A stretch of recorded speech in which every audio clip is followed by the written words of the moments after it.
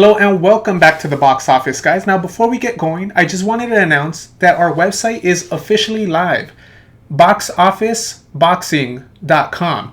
Go ahead, visit our website. I'm going to have weekly and probably every 2 to 3 days I'll upload a different article. A little bit different content opposed to our YouTube channel, but I do want to start getting the ball rolling so I can give you guys more information, more updates, more news, more frequently. I've also attached our social media handles to the description of this video. So go ahead and give us a follow in all our platforms so that we can get and start moving as one big unit. This week, we're going to cover heavyweight matchup. We have Tyson Fury versus Dillian Whyte. An intriguing matchup because heavyweight matchups typically are, for the simple fact that one punch can change the whole dynamic of a fight. On one end, we have Tyson Fury coming off an impressive showing out of that TKO/KO victory over Deontay Wilder. Dillian Whyte, on the other hand, is coming off in a victory on his own right, a TKO victory over Alexander Povetkin. Interestingly enough, both of these fighters' last two fights have been both rematches. So, let's take a look at both of these fighters.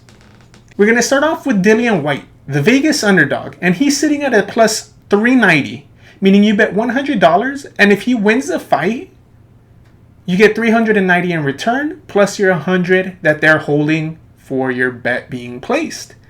He is 28-2, 28 wins, 19 of those coming by the way of knockout, and 2 losses. Unfortunately for him, both of those losses are by knockout as well. He's standing at 6'4" and has a 78-inch reach.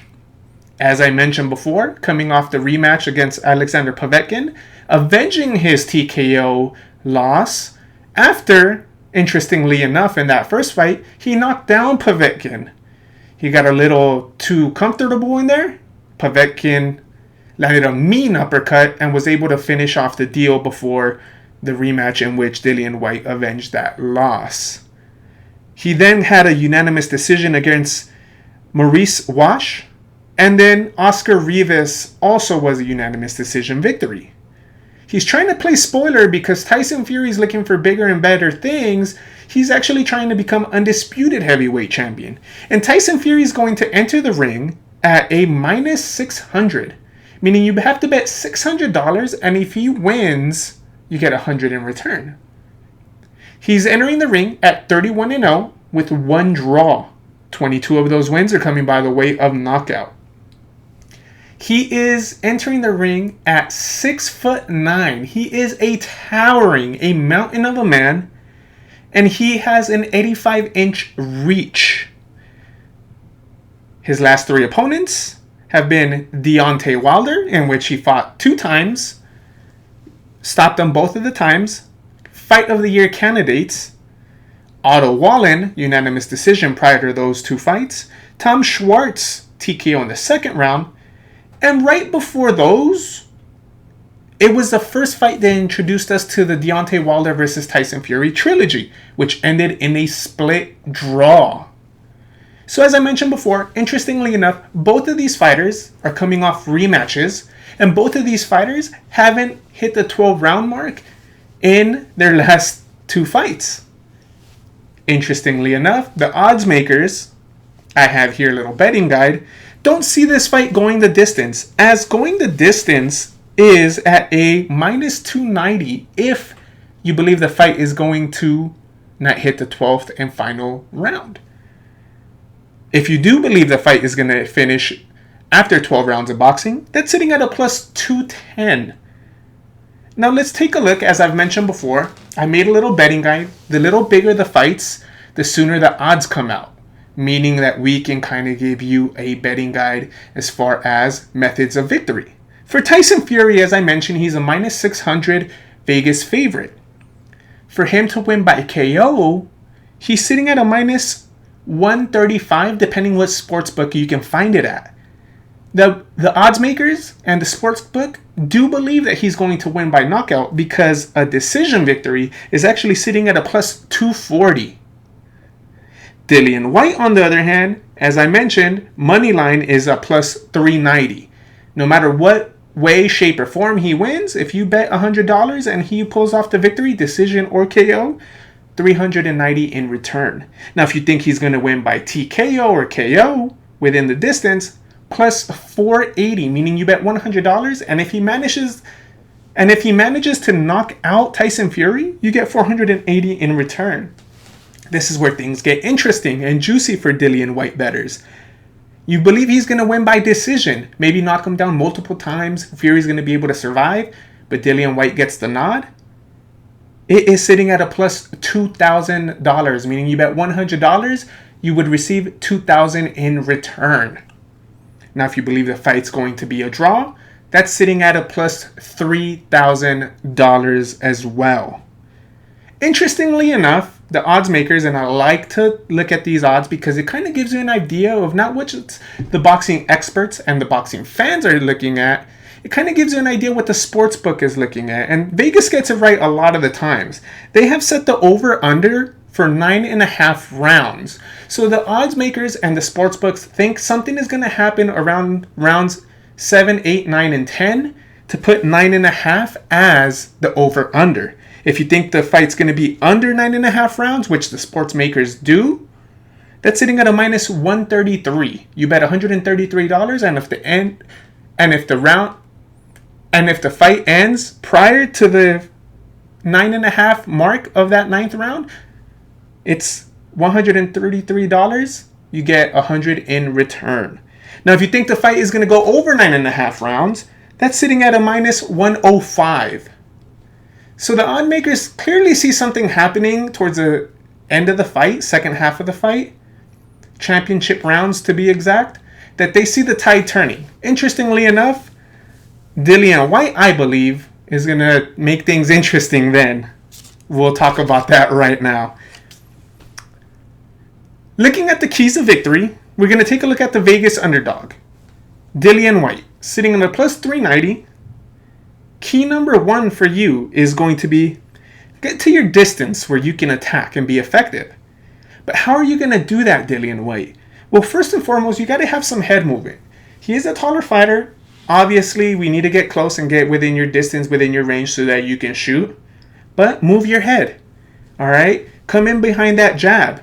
Your best success in previous fights against taller fighters has been coming in behind that jab, popping them with the jab, and then letting your other punches flow as you're cutting off that distance and getting into your comfort zone. Number 2, and this is one that's very interesting because I want to say don't lunge in, but if you've seen any of Dillian Whyte's fights, you know that he's going to lunge in and that he's going to throw punches from up here, from down here, from up here. You don't know where they're coming from. He kind of winds up and throws these looping punches that come out of left field. So I don't want to say don't load up and don't lunge, but mix it up, all right? Don't make yourself predictable. Every time that you're going to throw a punch, you're going to lunge. So just mix up your attack. Come in behind the jab and then shoot forward with those awkward punches.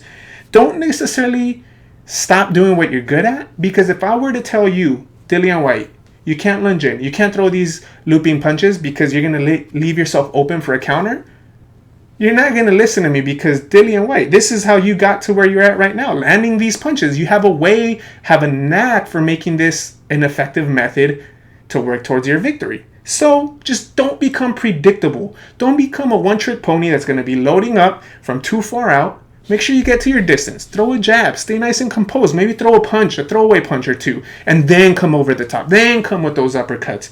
Because if I were to tell you don't use your strongest asset, which is those looping punches, we'd be doing you a disservice, right? So just mix up that attack. Even though it's not as pretty, mix it up. Find a way to make those punches land. And number 3 is going to be work while you're moving forward. And obviously, Tyson Fury is a taller fighter. And you're going to want to come in. You're going to want to start pushing him back. But if you manage to get his back up against the ropes, that's when you want to attack. And don't just attack for the head. Work down the body. Work down the body, stay busy when his back is up against the ropes, and then you can start letting your hands go more and more. You've been very effective pushing people back, but you have to be very effective and precise when you have him with his back up against the ropes, if you can get him with his back up against the ropes. Make those moments count and towards your favor, towards changing momentum and shifting momentum so that you can rally and potentially land that big punch. You do these 3 things, you're going to put yourself in a good position to potentially pull off an upset. It's heavyweight boxing. One punch can change it all. So let's see if you can pull it off, Dillian Whyte. On the other hand, we have Tyson Fury, minus 600 Vegas favorite. Cream of the crop right now, looking to cash out against Usyk. He's trying to become unified champion. Well, what are Tyson Fury's keys? Well, obviously he's 6'9". So work off that jab. Everything off that jab. Put that stick out there. Dillian Whyte's going to be coming forward. We kind of expect that. We kind of expect him to throw big looping punches. If you catch him with the jab as he's loading up, those punches aren't going to reach his destination. One, your punches are all the way extended. Dillian Whyte's are looping hooks. So you start catching them at the end of your punches. Those punches are never going to reach you. So you're going to negate a lot of his offense.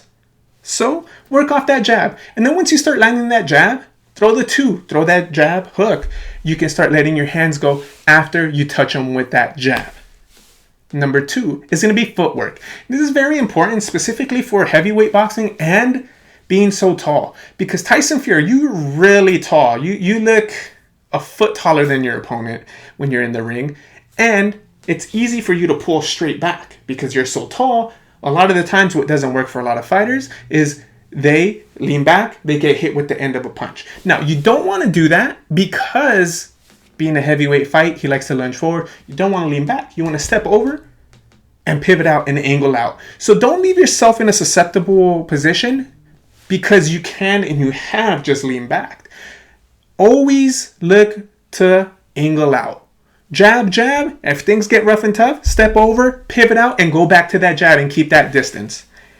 It'll help you stay nice and balanced, and it'll help you keep the momentum and fight at the pace that you want to fight. Step number 3 is going to be take Dillian Whyte into deep waters. What we want to see is if Dillian Whyte's going to have enough gas to finish the 12 rounds. Now, Dillian Whyte has finished 10-round fights before. He has been taken into deep waters, but what you do notice is a fighter like Dillian Whyte who loads up so much, who's coming forward all the time, if you take him into deep waters, that one-punch power becomes less and less likely. It starts fading away little by little. And that's just the nature of the beast. That's just the way the fighter he is. And that's just how the body works. So take him into deep waters and see if you can really start landing more and more combination punches. And not just land punches and try to get him out of there because you're landing at will, but because of his fatigue. Let's see how well conditioned he is. If he's in really good condition, hats off to him. But we believe that you can take him into deep waters, jab him, frustrate him. And towards the second half of the fight, you'll take over. And eventually you might be even the one that's going to be backing him up and walking him down. So take him into deep waters and then flip the script on him. Start walking him down the second half of the fight so that you can potentially come out here and not just win, but do what the odd makers think is going to happen and get him out in there within the 12 rounds. Now, as far as my prediction goes, this is similar to last week. If you saw my video, Errol Spence versus Ugas. I don't want to bet against Tyson Fury just because I want to see an undisputed matchup.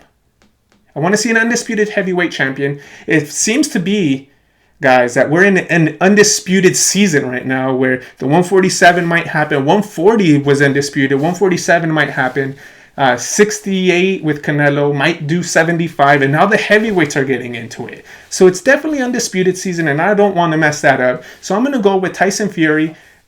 I'll go with the KO later in the second half of the fight just because I feel like he can drag him into deep waters and then get his at the end. Tyson Fury is a tremendous boxer. Dillian Whyte has that herky-jerky punches that can potentially put Tyson Fury in danger. But we'll see. That's why we fight. If there's a fight that you would think the most craziest thing can happen, one punch can change it all. It's literally the heavyweight division, and this is a heavyweight fight. So let me know what you guys think. Let me know how you guys think the fight's going to happen. Your thoughts on potentially a undisputed heavyweight champion. Let's talk about it. And don't forget to follow my social media handles, which are on the description box, and my website. Go ahead, drop your email in the email box, boxofficeboxing.com. Thank you guys. Take care.